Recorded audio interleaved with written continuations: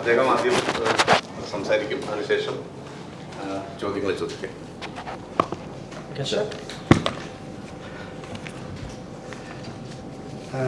എല്ലാവർക്കും നമസ്കാരം. Let me say how happy I am to be here today when my respected colleague and dear friend Rajiv Chandrasekharan ji is filing his nomination. I just went with him to file the nomination and came here. Now there are 2-3 reasons why I felt it was important for me to be here today. One, of course, because we all appreciate the importance of Kerala, the talent of Kerala, the contribution, the potential of Kerala. Second, as foreign minister, for me this is one of the most globalized states of India. So whenever I go abroad, I can see in many ways presence of community from here, what I call living bridge which they have made. And of course, 3, because of Rajiv Chandrasekharan ji, myself, I have worked with him for 5 years. He is a very respected colleague. For me, as foreign minister, I can tell you, in many areas he's been a very direct support. So I felt I should also come and show my support and my solidarity as he is filing the nomination. Now, before we come to Rajiv ji, let me say a few words about today, what is happening as we go into elections. I think as Modi government, we feel there is a solid 10-year record. In 2014, India was among the fragile 5 economies of the world. Today we are among the top 5 economies of the world, and this is despite the fact that during this period there was COVID, there was fighting in Ukraine, increase in oil prices, there was Middle East problem. But despite all the challenges, I think under Modi ji's leadership, we have actually steered the country very well. But it is not just a question of growth. I think we have also seen in last 10 years inclusive growth, that all the schemes and programs from Anna Yojana to housing to Mudra, and Jal Jeevan Mission, giving electricity. So in different ways today, actually the delivery of the government, that has been something which has actually been a very big achievement. And when I go abroad, I often get a lot of comment on that. So I think what is important right now, because we have 10 years of foundation and we have looking ahead next 25 years, how do we make a Viksit Bharat? It is important that we strengthen Modi ji's hands, and if Trivandrum sends a member of parliament like Rajiv ji to the parliament, I think that is something which would be very much make a difference at the national level. Now, I had spoken about Kerala as a living bridge to the world, particularly to the Gulf, and I want to emphasize that in this 10 years, if there is one relationship which has really undergone a very, very big change, it is that between India and the Gulf, particularly with the UAE. And you can see that, from the time of after Indira Gandhi, no Prime Minister of India ever went to UAE. Modi ji is the first Prime Minister after Indira Gandhi who went to UAE. So others may say, yes, we are concerned about it, we are doing things about it, but I think you can see which leader has given time, who has really built up this relationship. And I can say today, whether it is UAE or Saudi or Qatar or Kuwait or Bahrain, these relationships today are really very, very strong. Now, they are strong at a good time, but even during COVID time, in these countries, people looked after our community. They gave very special treatment to them. They ensured they had vaccines. They did not send back in that big numbers. Many of them made a very special effort to reduce that. And we have worked also very continuously. I myself have done many trips to the Gulf. My Minister of State Muralidharanji, who is contesting in the adjoining constituency, has been my support, and Rajiv ji has also very much contributed to that. A second development which I want to mention is really how we have looked after Indians abroad. It can be, we speak today about Modi Ki guarantee. I think most of all Indians abroad have seen what is the meaning of Modi Ki guarantee. That it may be nurses who have come back from Iraq or Libya, people who have returned from fighting in Yemen, the students who returned from the war in Ukraine.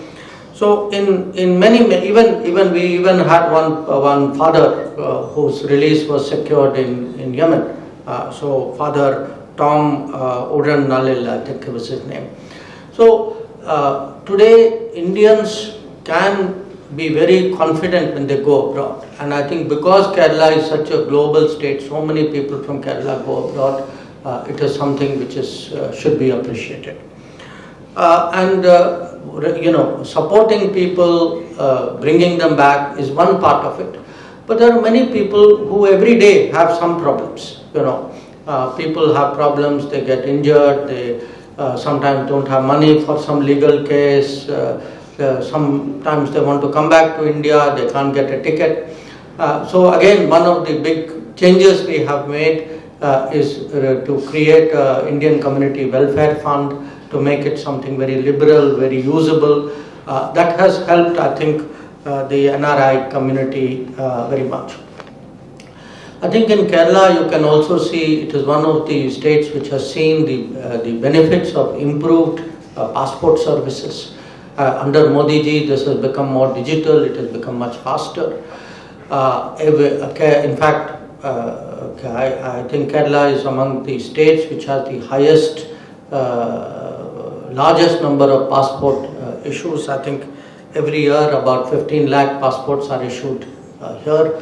We have also opened up more passport seva kendras, kendras also using post offices. So public in many ways has benefited. Now this is our record. This is the record with which today we flag for your attention. There are development issues, I know development challenges in Kerala, but I am sharing all of this because I am the foreign minister, I am giving you my perspective, what is it I deal with. But when I look ahead, I think there are many possibilities today for India and for Kerala. There is a big change in supply chains in the world, including in digital business. There are businesses like space which are coming, semiconductors which are coming, innovation, technology businesses, startup businesses of various kinds. So when I look at all of this, for me, the candidate that the BJP has nominated, who's filed his nomination today, the main thing about Rajiv ji is not a debater, Rajiv ji is a doer. If you look at his record, look at his history, and I can vouch for it as a cabinet colleague, that I have seen when we are looking to create a very important national capacity in semiconductors, he has been one person who's really been responsible for pushing it. I saw during COVID that there was a time we were importing oxygen because there was shortage during the Delta wave. Again, Rajiv ji was one person very effective in working international relationship from Singapore to Dubai to make this happen. He's been also very much in the forefront of creating legislation dealing with digital issues. He's been my colleague. We actually, some platforms we work together, like with Europe on technology matters. And he's personally, because he has been successful also in the business world. I think, I travel a lot to universities, meet young people. And I can tell you many cases when I ask them, okay, tell me which ministers you feel you have a connect. I think young people particularly have a very strong connect with Rajiv ji. I think he's a very strong inspiration today for technology, for startups. But I also understand that in many cases there are local, or state challenges that you face, challenges involving, fishermen, their livelihood, water issues, railway issues. I think in all of this, he has been someone very, very important. So it is therefore I feel crucial that there is an effective voice of Kerala in the Lok Sabha, a voice which will be part, which will certainly be very much listened to and respected when the next government assumes office after the election. So this is a candidate who has great merits, who I personally feel very strongly I would like to see as a colleague in Parliament. That is the reason I am here before all of you. So once again I want to say, and again I take this opportunity also to say I have another very good colleague who is actually in many ways my right hand in the Foreign Ministry, Muralidharanji. I will also be today in the afternoon visiting him. So these are the kind of people who should represent Kerala in the Lok Sabha, who should have a say in our national policy, how to formulate it, how to implement it, who will speak for Kerala, not only in Delhi, but who will speak for Kerala in the Gulf, who will speak for Kerala in the world. So I thought I will take this opportunity to express my feelings, to share with you why I am here. I'll be very happy if these issues or anything else which you want to talk to me about, it will be a pleasure. Thank you. ചോദ്യങ്ങളെന്ന് വെച്ചാൽ ഒരു തർക്കത്തിനല്ല, അല്ലാതെ ഒരു interaction. So you said expatriates from Kerala is a living bridge. Is spread across the globe, and you often get a chance to meet them, and you are really inspired. And my question is, since you attach so much importance to this community, one of the major problems they raised time and again is the fleecing of them by the airlines. Whenever there is a occasion where they want to come to Kerala during the festival time, these flight operators charge them like anything. And umpteen number of times people from here, ministers, government, other organizations try to bring down, get in contact with you, people like central government. Sure. Never ever there was an effective intervention. Yeah,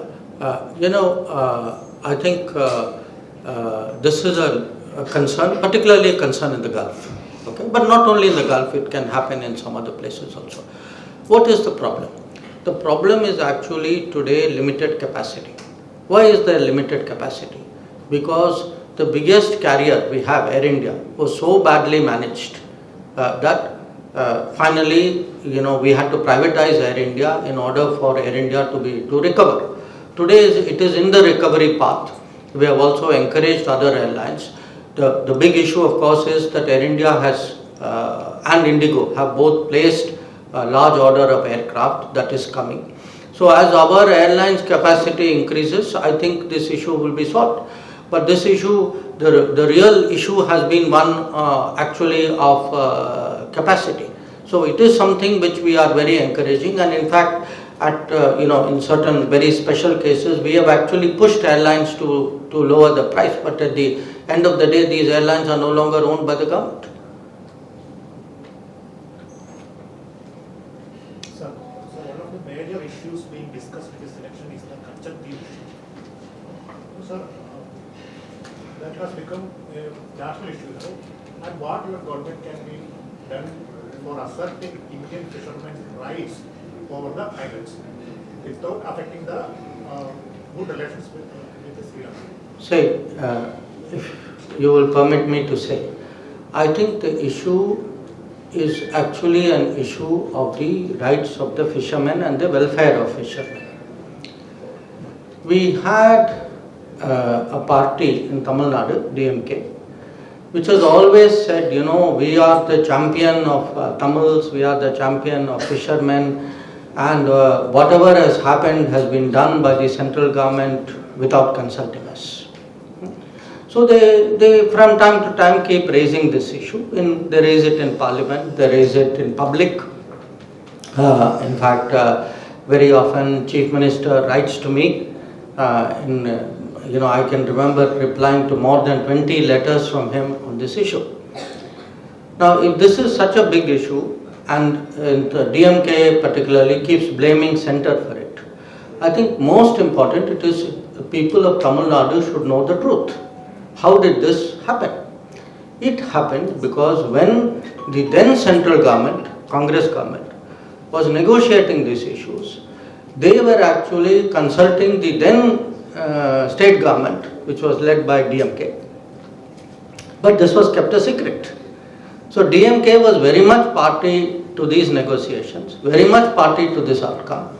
So what happened was, because this issue kept being raised again and again, and one party kept saying, I am the champion, the real face of this party, I think other parties wanted to expose. So there was a request for documents under RTI. And when these documents became public, what they showed was that from 1973 onwards, actually the then central government, foreign ministry, was continuously and detailed consulting the Tamil Nadu government and the Chief Minister personally on this matter. And even before the agreement was reached in 74, even that was explained in very great detail. And in fact, what they said, what the position of DMK was, okay, we agree with all of this, but in public we will not support you. So in public we will say something else, but actually we are with you. So today, what is an election about? Election is when parties go to the people and seek their trust on the basis of their performance. Now, when you seek people's trust, you must do it with honesty, no? You must put your record. The record should not be, oh, I opposed it, when the reality is you supported it. That is the issue. But sir, where to this question? You are blaming DMK on this, but no, I'm not blaming. I am saying, see, either if you act, the record show, this is not Jayशङ talking.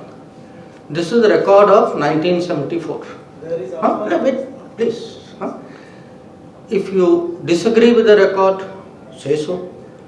If you say, okay, it happened then, we made a mistake, please say so. But don't say, I had nothing to do with this, when the record shows you had everything to do with it. That is my point. But there is also an report that in 1974 July, when the issue was debating in the parliament, DMK was opposing disagreement with Sri Lanka. Correct. Correct. You have just proved my point. In parliament they were opposing, but between central government, state government, they were supporting. You just proved my point. Exactly. This is what I am also saying. But you are raising the issue of fishermen. So in 2015, Mr. B.K. Singh, the then Minister for Foreign Minister, he was replying there is no link, there is no relation between this arrest of the fishermen and this agreement.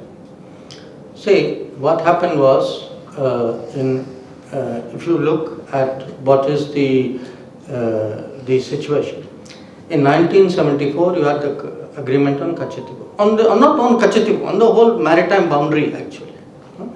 1976 there was an exchange of letters which said that Indian fishermen cannot any longer fish on that side. So the 74 and 76 agreements had certain implications. Okay. Today, many of the problems which are happening are because people are fishing on that side. Look, I am not even getting into who is right, who is wrong, etc. I am making a very, very simple fact. The simple fact is, DMK said, this is done by the center. They did not ask us. Record has come to light. that the Chief Minister was personally consulted. Simple point. If you dispute it, please tell me. Sir, you are trying to say that this is only a domestic issue, nothing to do with India's relations with Sri Lanka. I am not, you are saying it, I am not saying it. I am only saying, I am telling you the truth. Now, from the truth you draw what conclusions you want to draw. Sir, But see, people are entitled to know the truth. sir, what is government of India's current position on this? Do you consider Kacheti as a Sri Lanka occupied place? You or see- do we reclaim it? You are also aware that this entire matter is sub judice, right? That there are writ petitions pending before Supreme Court. You know that ministers do not comment when matters are pending before Supreme Court. So, look, I am making a very, very limited point. Limited point is people, any country, it's not even necessarily limited to this issue. Especially at a time when matters have been publicly debated in Parliament, is taken up, is an issue even during elections. There should be at least a clean record, no honest record. That is my limited point. No, not only on this issue, on every issue. I think if a party has taken a position, the public should know there is one position in Parliament, like our friend has said, and one position inside the room. Then after that, if you still want to say you are the champion, but you are a champion who will speak with two voices and two faces, that is your privilege. That is my limited point. But sir, in the Supreme Court, in 2015, the Modi government passed. My friend, I have answered your question. So I think I have answered that question. If you have anything else different to ask me, I'll be happy to respond. Sir, but this whole issue has been made an election subject now, and the candidate here in Trivandrum, Mr. Tarun, has already said that this will solve the relationship between India and the other nations. Do you think that it will affect the diplomatic relationship between the other countries? You say, tell me one thing. Whether there is election or no election, truth is the truth. No? I mean, it cannot be it is truth before election but not truth during election. All which has happened is because again and again you had the state government and the DMK who made this a big issue. They made this a big issue. They were the people who said we were never consulted, fishermen are being treated very badly. Please look, as I said, I have replied 21 times to the Chief Minister. So I didn't make it an issue. They made it an issue. So they made it an issue. They are entitled to make it an issue. All we are saying is, please, public of India, public of Tamil Nadu, please see the whole record, look at the whole truth and reach your own conclusion. And the conclusion is what our friend has just said. They spoke differently in Parliament, they spoke differently inside the room. That is what the record says. Please go through the document. If after going through the document you feel somewhere, what I am saying is wrong, please tell. Sir, but so many diplomats are already warned that politicizing such diplomatic things will affect the nation. So people of Tamil Nadu should not know the truth? Is that your statement? But they are warning it. The diplomats are warning it. So, tell me one thing. You say some diplomats may be saying something. Maybe. Is it your position people of Tamil Nadu should not know the truth? That if some party said something else inside the room and something else outside the room, because diplomats are saying we should keep quiet? Is that your position? So you would rather that we did not tell the truth to people of Tamil Nadu? Because I don't think diplomats said that. So think about it. Resolving POK issue was BJP's board promise 2 times. What's the present status and what are you doing? See, the issue of POK, I want to be clear. There is a national position. It's not a party position. The Parliament of India has taken a united stand. Every political party of this country supported that stand. So it is a stand that we will never accept that POK is not part of India. So that is a united stand. It remains our stand. And we have taken, but right now, as you are aware, I mean, the central issue where Pakistan is concerned has been the terrorism issue. And on the terrorism issue, we are a party and a government who have been very clear that we will not ignore terrorism, we will not look away when terrorism happens. If something happens, we will deal with it and reply to it. And that is our record. So after Maldives, in Bangladesh also, India, protest against India is happening by the opposition party. How do you comment on that? See, what happens is from time to time, there are political agitations. Now, what is the origin of that agitation in each country? You have to look, is that the real agitation? Is there something behind the agitation? Are there actors behind the agitation? All this one has to look at. I can only say that, India-Bangladesh relations are very good, very strong. We have just seen an election in Bangladesh. I think we all saw what the results of that election were. So when I look at India-Bangladesh relations, I am very confident in every area that relationship is growing. So I have a very positive view, a very positive assessment about what is happening there. If somebody is saying something, I don't know how important, how effective, how honest, as I said, what is the real agenda, that can happen. We have to deal with these things, Sir, it appears that we have... Yeah, sorry, if you don't mind, I'll come back to you, please. So how much Indian land is under the control of China? Well, in 1962, we lost 38,000 kilometers of land. That is my understanding. I think that is broadly the... 2000? Sorry? Post 2000? Post 2000, I don't think you would be correct in asserting that we have lost land. Yes, you had a question? Yeah, it seems that we have more unfriendly neighbors than we had a decade ago. Why is it so? Really? A decade ago, Pakistan was your friend?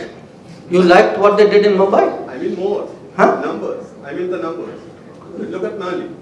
Yes, a decade ago, they expelled an Indian company which was running an airport. Did you like it? You think they were friendly? So you think a neighbor committing terrorism is friendly, neighbor who chucked out an airport is friendly. You and I have different definitions of friendship. But sir, Chinese interference in these small countries, isn't it a matter of concern for India? Well, look, we have, I think in many ways, a competitive relationship with China. At least central government doesn't hide it. I don't know what is the view here in Kerala, in the state government.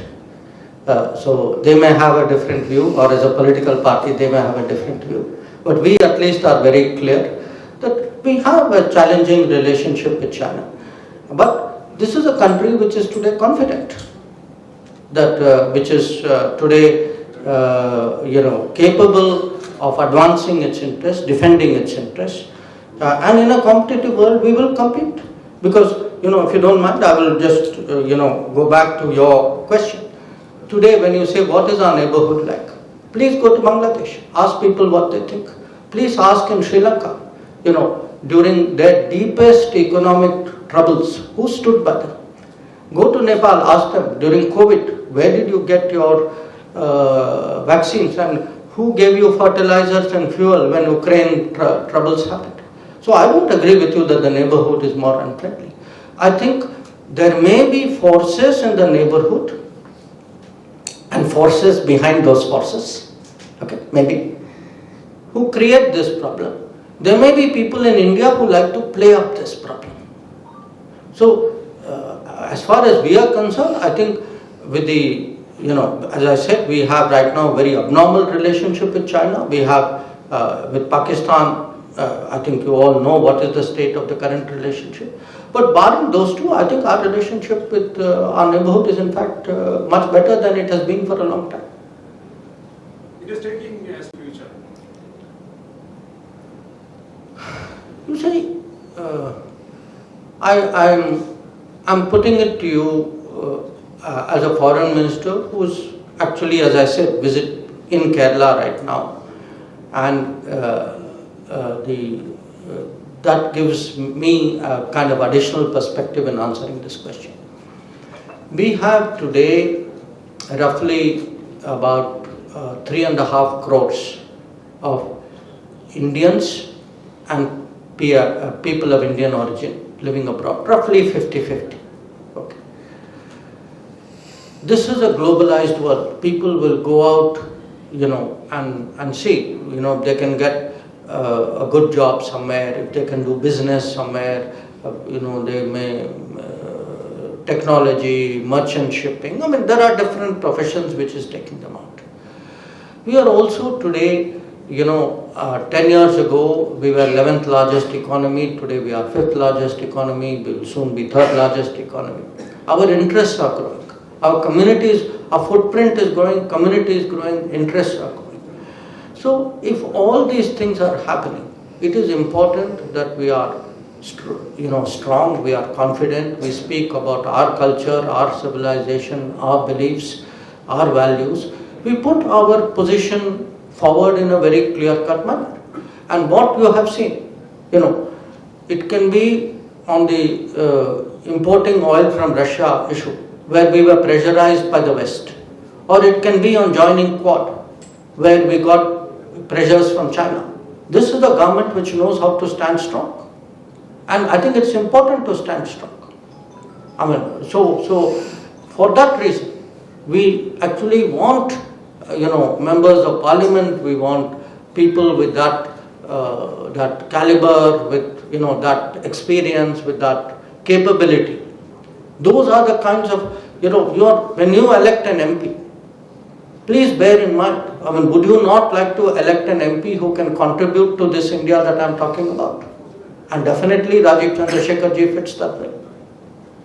One more thing connected to that, regarding the Gulf region. It's right, India's relationship with UAE is very strong, but other expats in other Gulf countries say that India is not giving that much importance to other Gulf countries. What's your plan on that? No, look, it's like this. Each country, each relationship and each country is a little bit different. We have not neglected a single country. As I told you, after Indira Gandhi's time, we kept talking about the Gulf. Till Narendra Modi went, no other Prime Minister of India went. It was a 30-year gap. Okay?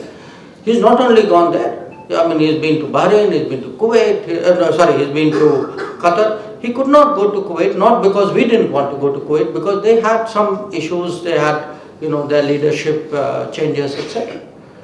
So, no government, no Prime Minister has given as much importance to India's relationship with the Gulf as Narendra Modi has. And nowhere, today if you go, look at the standing, most of you would have visited the Gulf. Look at the difference in your standing, how you are treated 10 years ago, how you are treated today. What is the different level of respect that you get? Look at our numbers in these countries. Look at the growing numbers in each one of these countries, in Qatar, in Saudi Arabia, in UAE. So there is, and even the decision by Abu Dhabi to allow a temple, it is after all a great sign of friendship and regard. So I would say today, and this is a relationship I promise you that we will give utmost attention to, but to enable me to give utmost attention, I need to have people like Rajiv Chandrasekhar and Muralidharan in Parliament and working alongside me. Okay? So, okay. One more question, sir. One more question. It's from the expat community itself. It's right that we have 35 lakh Indians in UAE, but in Saudi Arabia also we have. In Saudi Arabia also we have around 20 lakh Indians there, and in some part of it's a vast country. In some part of the Saudi Arabia, we don't have a consular service. Do we have any plan to expand it? Because they're eagerly waiting for that. At this time, we have to be very careful what we say, especially in public. because I do not want in any way to infringe anything. But please bear in mind, we are a government, we are a party who have the highest regard for NRIs, for the diaspora. We value what they do. In the past, when they left here, when it was useful, when people went abroad, they would, sort of make use of them.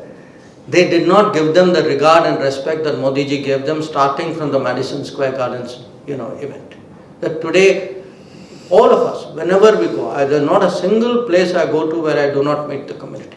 Even if I am going for one day, half a day, I will make it a point. And he will always make it a point. And I think today, ask NRIs, how much attention are you getting from the government? How much support you are getting from the government? They will tell you it is a very, very different experience than what it used to be.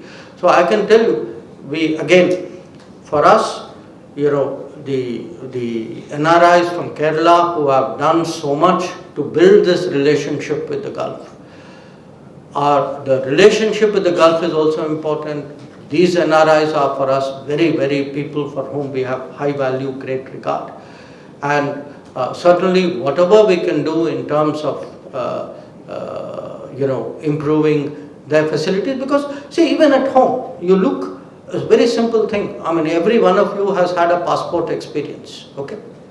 Please remember how much more of a problem it was to get a passport 10 years ago.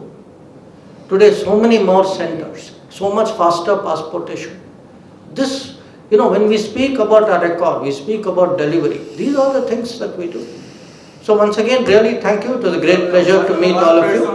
There are some youngsters from Kerala, one from Trivandrum. He's in Russia, conflict zone between Russia and Ukraine. So what's the status of? As you're aware, 2 people came back. This is a matter of very, very deep concern for us, very strong concern for us. We called in the Russian ambassador. Our ambassador in Moscow was instructed to go to the foreign ministry. It is totally unacceptable that any Indian should be taken to a conflict zone and in any manner be made to work for a conflict, for an army which is taking place. So we are finding out how many such Indians there are. We are trying to get them back. Even last few days, I know some people have come back.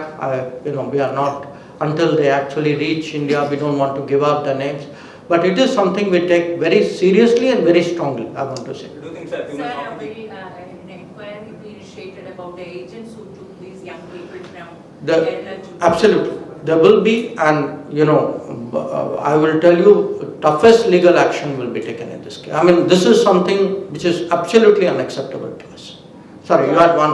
I am asking because you are the foreign minister.